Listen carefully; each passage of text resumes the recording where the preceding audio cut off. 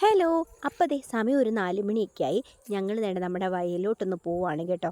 വയലിൽ 4 മണിയൊക്കെ സമയങ്ങളിലാകുമ്പോൾ മയിലൊക്കെ വരാൻ സാധ്യതയുണ്ട്. അപ്പം മയിലിനെയൊക്കെ ഓടിക്കണം. അപ്പോൾ പോകുന്ന വഴിക്ക് നെല്ലൊക്കെ നോക്കി, നെല്ലൊക്കെ മഞ്ഞ നിറമായി വന്നിട്ടുണ്ട്. ഇനി ഒരു 10-20 ദിവസത്തിനുള്ളിൽ നമുക്ക് കൊയ്യാറൊക്കെ ആവും. നമ്മൾ ചെന്നപ്പോൾ തന്നെ ഇത് മയിലൊക്കെ വരാൻ തുടങ്ങിയിട്ടുണ്ടായിരുന്നു കേട്ടോ.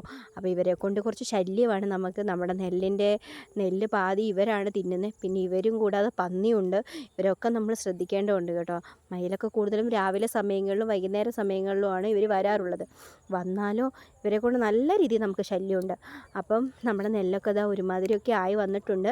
ഇനിയും നമുക്ക് കുറച്ച് ദിവസങ്ങൾ മാത്രമേ ഉള്ളൂ ഇവരെയൊക്കെ കൊയ്തെടുക്കാൻ വേണ്ടി. അപ്പം ഇതാണ് കരുവക്കാട്. ഇത് ഈ തമിഴ്നാട്ടിൻ്റെ പലയിടങ്ങളിലും ഈ മരം നമുക്ക് കാണാൻ സാധിക്കും. ഈ മരമാണ് ഞങ്ങളുടെ വീടിൻ്റെ 4 വശവും. ഇത് നിൽക്കുന്നതുകൊണ്ട് തന്നെ വളരെയധികം കാട് പോലെ നമുക്ക് തോന്നുന്നുള്ളൂ. അപ്പോൾ പിന്നൊരു കാര്യം, ഈ മരത്തെ നമുക്ക് തൊടാൻ കഴിയില്ല. കാരണം അതുപോലെ മുള്ളാണ്, നല്ല സ്ട്രോങ് മുള്ളാണ്, കുത്തിയോ നല്ല വേദനയുമാണ്. പക്ഷേ ഇതിൻ്റെ തടി നമ്മൾ ഏറ്റവും കൂടുതൽ വിറകിന് ഉപയോഗിക്കുകയും ചെയ്യും കേട്ടോ.